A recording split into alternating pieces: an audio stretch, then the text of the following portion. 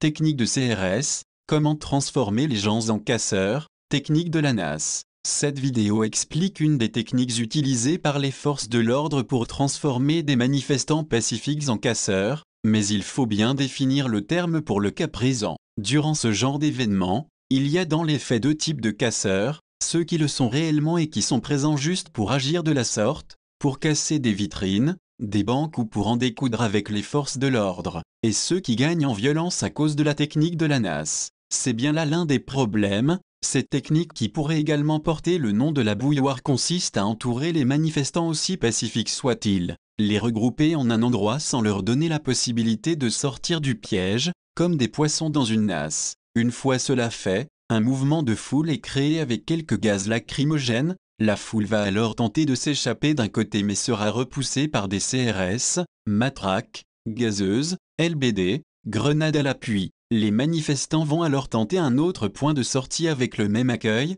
et, piégés et sans issue, la tension ne peut que monter, et la violence prendre de l'ampleur. Comment faire pour mettre en échec cette pratique? Empêcher la police de couper le cortège. Il y a déjà une grande attention des manifestants à cette question. Une première tentative de couper le cortège a été empêchée relativement simplement. Les manifestants, en tête, ont tout fait pour éviter l'incursion de lignes de policiers sur les côtés, avec un relatif succès, pas de bâtards sur les trottoirs. Mais avoir la certitude que la police ne puisse pas couper, même en situation d'affrontement, qui est le moment qu'elle privilégie généralement, exigerait un autre niveau d'organisation. Cela nécessiterait que des gens endossent cette tâche avec tout le matériel et les risques que cela implique. Mais le cortège de tête, a-t-il vraiment envie d'être un bloc hermétique, à la police, mais certainement aussi au reste, c'est-à-dire de s'enfermer derrière des banderoles, des casques et des bâtons, en somme, derrière un service d'ordre? Jusqu'à présent c'est plutôt le caractère lâche,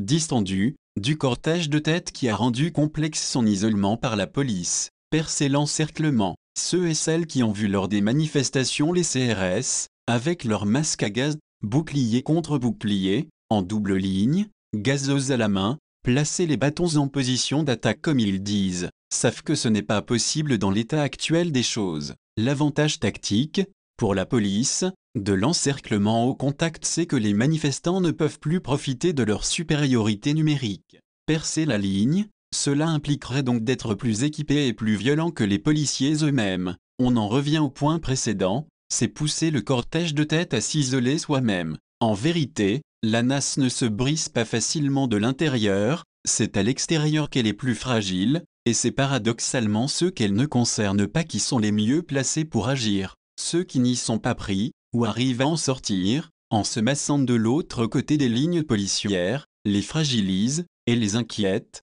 tout en redonnant confiance aux gens nassés. Augmenter le coût humain et politique d'un tel dispositif. Attendre que quelqu'un ne meure étouffé dans un mouvement de foule, ou que quelqu'un pète un plomb et tue un policier. Ce serait vraiment complètement con, et cynique. Il ne faut donc pas défendre les véritables casseurs qui ne sont là que pour cela, et ceux qui sont transformés avec une technique les forçant à cela. Et militant nos actions au minimum, nous nous faisons fossoyeurs de nos propres acquis, nous devenons complices malgré nous de la politique menée par ce gouvernement et les autres partis qui n'espèrent qu'une seule chose pour le pays, acquérir le fauteuil présidentiel. Ne relâchons pas la pression pour autant, organisez-vous.